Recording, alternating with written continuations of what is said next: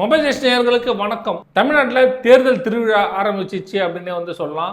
பல கட்சிகள், அதாவது 4 முனை போட்டியே இருந்தாலுமே களத்தில் 2 பேருக்கு தான் போட்டி அப்படின்னு சொல்லலாம். ஒன்று திமுக, இன்னொன்று பார்த்தோம்னா அதிமுக. இந்த 2 பேருக்கு தான் வலுவான ஒரு போட்டியாக இருக்குது. இந்த போட்டியில் யாருக்கு மக்கள் செல்வாக்கு இருக்குது அப்படின்னு சொல்லிட்டு தான் இந்த காணொலியில் நம்ம பார்க்க போகிறோம். பெரும்பாலும் எல்லாருக்குமே தெரியும், திமுக தொடர்ந்து பல தேர்தல் வெற்றி அடைஞ்சிட்டே இருக்கு. அதாவது 2 முறை நாடாளுமன்றம், அதுக்கப்புறம் பார்த்தோம்னா சட்டமன்றம், அதுக்கப்புறம் உள்ளாட்சி மன்ற தேர்தல், அதுக்கப்புறம் பார்த்தோம்னா இடைத்தேர்தல் அப்படின்னு சொல்லிட்டு தொட்டதெல்லாம் வெற்றி மேல் வெற்றி திமுக கூட்டணி இருக்கு அப்படின்னு சொல்லலாம். கிட்டத்தட்ட திமுக கூட்டணியில் பார்த்தோம்னா 21 கட்சிகள் இப்போ கூட்டணியில் இருக்காங்க. தொடர்ந்து இவங்க 2019 இருந்தே பயணிச்சிட்டு இருக்காங்க அப்படின்னு சொல்லலாம். அதே போல அதிமுக நம்ம பார்த்தோம் அப்படின்னா அவங்க கிட்ட இதுவரைக்குமே சரியான கூட்டணியே இல்லை.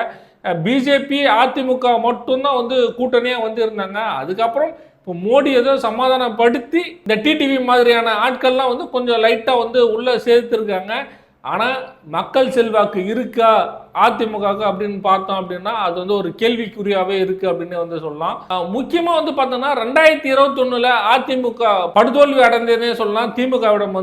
அதே போல் அந்த கூட்டணியே இந்த 2026 சேர்ந்துருக்காங்க அப்படின்னு சொல்லலாம்.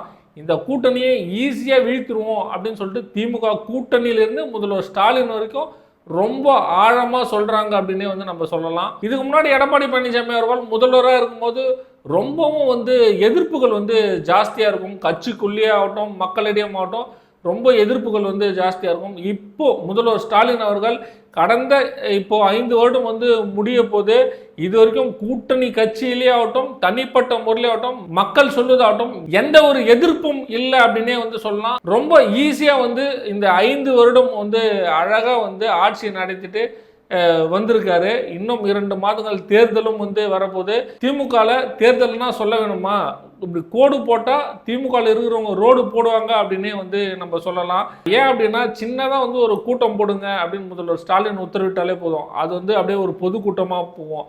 அதுக்கப்புறம் இல்லை, அப்படியே முதல்வர் ஸ்டாலினே அங்கே வராரு அப்படின்னா அது ஒரு மாநாடாக மாறும் அப்படின்னே சொல்லலாம். அதே போல் எல்லாருக்குமே தெரியும் முதல்வர் ஸ்டாலினுக்கு எவ்வளோ மக்கள் செல்வாக்கு இருக்குது அப்படின்னு சொல்லிட்டு. முன்ன சொன்ன மாதிரி தான் எடப்பாடி பழனிசாமிக்கு மக்கள் செல்வாக்கு அப்படின்னே எதுவுமே இல்லை. இந்த கூட்டணி செல்வாக்கு ஒன்றா வச்சுக்கலாம்.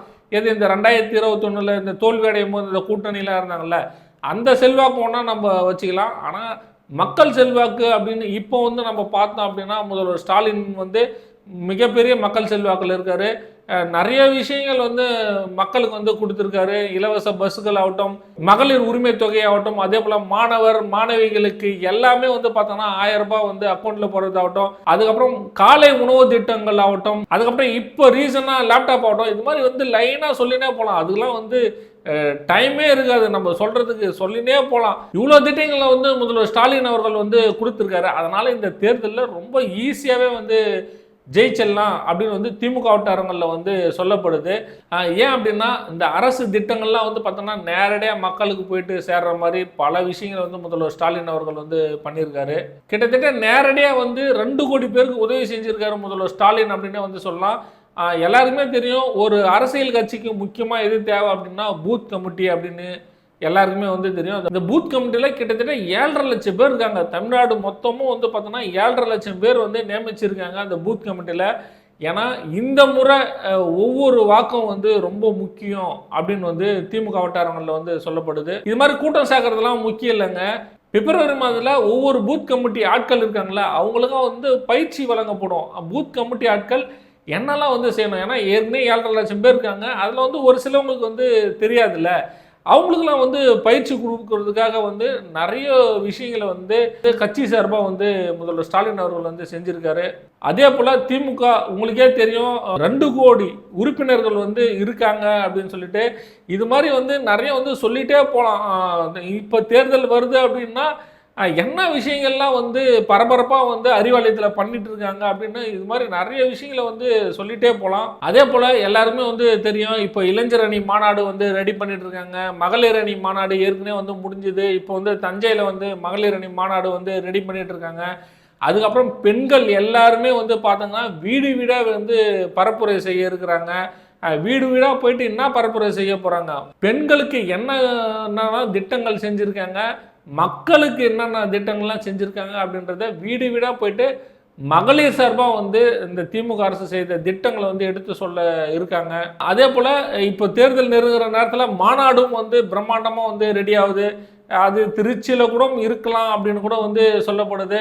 உங்களுக்கே தெரியாது தான், இப்போ சொன்னல சாதாரண வந்து ஒரு பொதுக்கூட்டம் போடும் அப்படின்னா நம்ம முதல்வர் ஸ்டாலின் அங்கே வராரு அப்படின்னால அப்படியே ஒரு மாநாடு மாதிரி வந்து மாவட்ட செயலாளர் அவங்க வந்து பண்ணிடுவாங்க. இது மாதிரி முதல்வர் ஸ்டாலின் அவர்கள் லைட்டாக கண்ணாசியாலே போதும், தேர்தல் நேரத்தில் பம்பரம் மாதிரி வந்து திமுகவில் இருக்கிறவங்க அத்தனை பேரும் வந்து சுற்றுவாங்க. அப்போது அதிமுகவில் இது மாதிரி அப்படின்னு நம்ம பார்த்தோம் அப்படின்னா எங்கங்க எல்லாரும் வந்து மனக்கசப்பாக தான் இருக்கிறாங்க. ஏன் இவர் சொல்கிறத நம்ம கேட்கறதா, நம்ம சொல்கிறத அவர் கேட்குறதா அப்படின்னு சொல்லிட்டு, ஏன்னா கூட்டணியும் வந்து இன்னும் வந்து நிலைப்பாடாக இல்லை அப்படின்னு சொல்லிட்டு கொஞ்சம் மனக்கசப்பாக இருக்குது. இருந்தாலும் மக்கள் செல்வாக்கு முதல்வர் ஸ்டாலினுக்கா எடப்பாடி பழனிசாமிக்கா அப்படின்னு சொல்லி பார்த்தா அப்படின்னா எல்லாருக்குமே உங்களுக்கு தான் தெரியுமே, முதல்வர் ஸ்டாலின் அவர்களுக்கு தான் மக்கள் செல்வாக்கு அதிகமாக இருக்குது அப்படின்னு சொல்லிட்டு. இன்னும் இந்த தேர்தல் நேரத்தில் தேர்தலாக இருக்காது, திருவிழா மாதிரி வந்து கொண்டாட்டமாக இருக்கும். அதுக்கப்புறம் முதல்வர் ஸ்டாலின் அவர்கள் மீண்டும் வந்து ஆட்சி அமைக்கும் போது இன்னும் கோயில் திருவிழா மாதிரி அவங்க தொண்டர்கள் கொண்டாடுவாங்க அப்படின்னும் வந்து சொல்லப்படுது. மீண்டும் அடுத்த காணொலியில் சந்திக்கலாம். நன்றி.